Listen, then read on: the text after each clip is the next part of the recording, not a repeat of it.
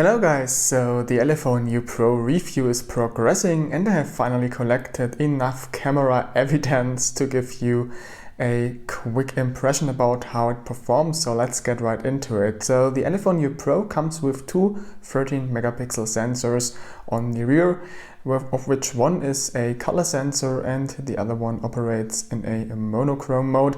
The front camera is a 8 megapixel single camera. And just in case you wonder, the main camera of the Elephone U Pro has a f2.2 aperture and the front camera comes with a little larger f2.0 aperture. So let's have a quick look at the camera application, and as you can see, this one is a heavily customized camera UI they are using there. On the lower area of the camera application we have a shortcut to the gallery, we have the shutter button and we have a mode selector where we can select the photo mode, the video mode and a panorama mode. And on the top of the camera we have some more buttons. When you tap this auto button you will get another mode selector where you can select tons of different modes for the camera, of which probably the most interesting one is the HDR mode. Then you can also select different filters for your pictures. You can switch between the front and the rear camera. You can open up your settings where you can set stuff like the flash mode, your store location, your resolution, the picture quality, countdown timer, storage place, continuous shooting, face detection, ISO value, exposure, white balance, red eye reduction, shutter sound and all such stuff. Then we have a night mode, which you enable with this button. And this here is the bokeh mode. Once this is enabled and you're using it, you can focus and then select the intensity of the bokeh mode using this slider. What's great to see is how fast and reliable the focus is. So just look at this. If I point to something more far away, it immediately focuses and you don't notice anything. It's just immediate and you see no jumping at all. So that's really a great focus like on a hand device. And the shutter time is great too. Just look at this. Boom, boom, boom. You get an immediate picture, which is just great if you want to shoot something that, for example, moves very fast. Another thing I like about the camera application is the huge amount of video modes available. Elephone went for a selection between 4K DCI, which is like real 4K, and then 4K UHD, which is the standard UHD resolution televisions, for example, use. And you also have two HD resolutions available, 1080p, 720p, as well as VGA, CIF and QVGA. So quite a lot of stuff to choose from there. And what's also nice to see is that you can select the maximum video duration. So there's 30 seconds, 10 minutes, 30 minutes and even no limits, which is great to see. And then you have also the option to record high frame rate video, but that isn't supported in all resolution modes. So when you are in 4K mode, you can't use anything of that. For example, for the 120 FPS recording, you need to go down to 720p to make use of that. So as far as the camera application goes, as you can see, this offers plenty of features, yet is fairly simple to use and has a very clean UI, which I love. But what about the camera performance itself? Well, let's check that out. So let's start with having a look at daylight samples. Those are mostly looking pretty good with a proper amount of detail and colors. Every now and then the dynamic range could be a little better, but you can fix that by using HDR mode, which works pretty well. A nice part about HDR mode is that you get both a normal picture and a HDR picture when using it. This makes it easier to compare the results and pick the best one without having to manually shoot two pictures in both normal and HDR mode. When it comes to close-ups and macro shots, the Elephone U Pro performs pretty good as well and delivers pictures with plenty of detail and a good-looking overall sharpness. It also creates a slight natural bokeh effect without having to use the dual camera mode, which is very nice to see. What Elephone definitely should optimize, however, is consistency of the results. Especially when it comes to landscape shots, the results sometimes just don't look equally good, even if the lighting conditions haven't changed at all. On one picture you might see a good sharpness and plenty of details, while on the next picture you suddenly have a certain lack of detail, which makes pictures look a little blurry. The interesting thing is that often on the preview the picture looks awesome, but when actually taking the picture it doesn't anymore. So this clearly is a software issue that Elephone will hopefully sort out. Another thing that needs urgent improvement is low light performance.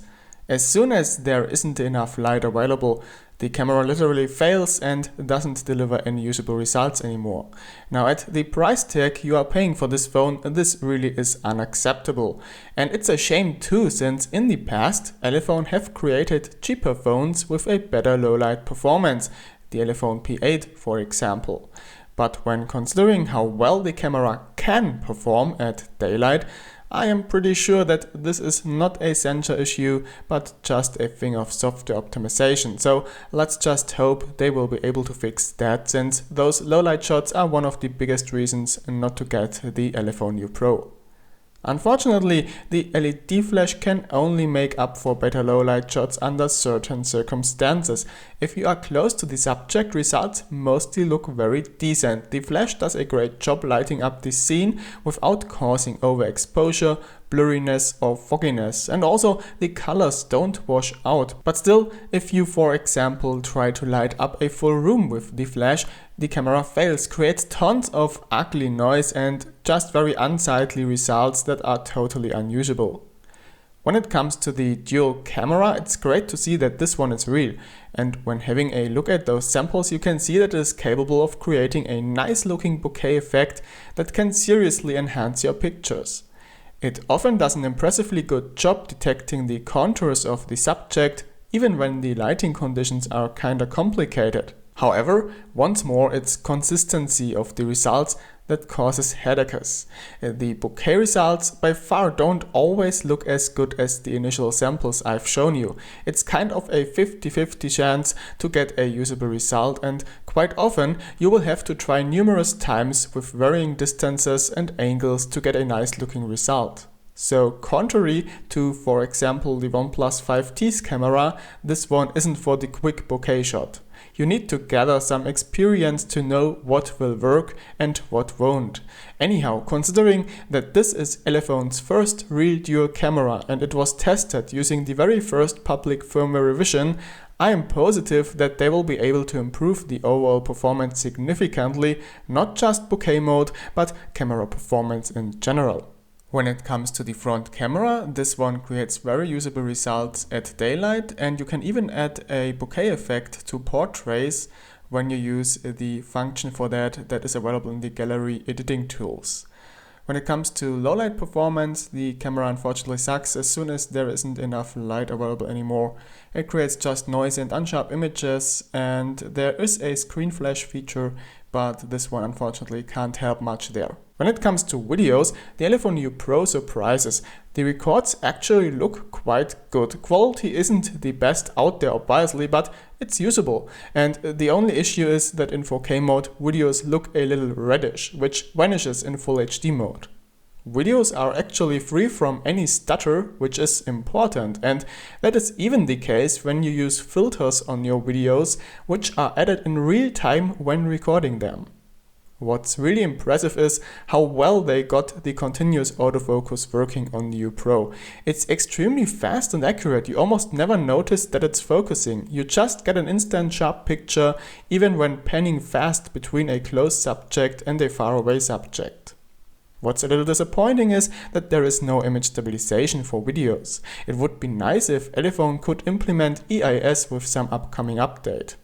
The front camera can record videos with a maximum of Full HD, and here too, the quality isn't amazing but still very usable.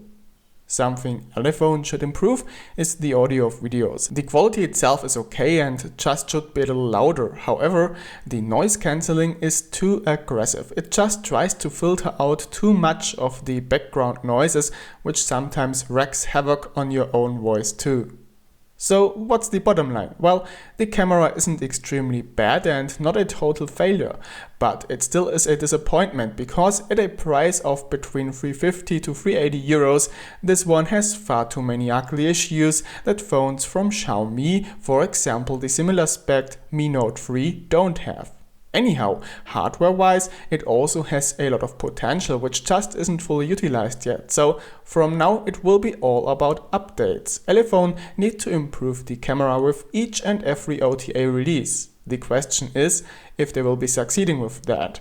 Well, let's just wait and see. Of course, I will keep an eye on that and publish new samples as soon as something has changed. And that being said, let's end this quick camera review. I was Christopher from CMM, thanks for watching and have a good one, bye! This is an Ultra HD sample recorded with the main camera of the Elephone U Pro.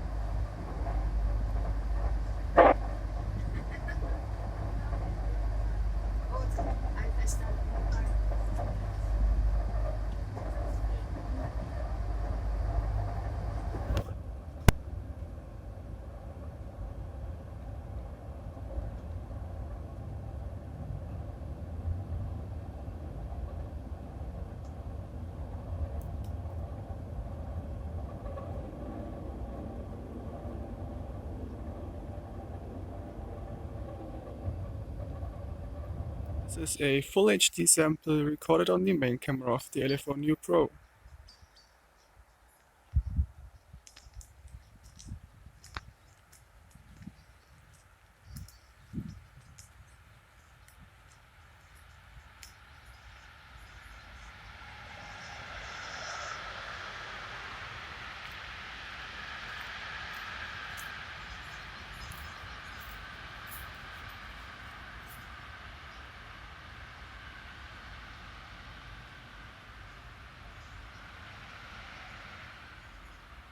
A full HD sample recorded on the front camera of the Elephone U Pro.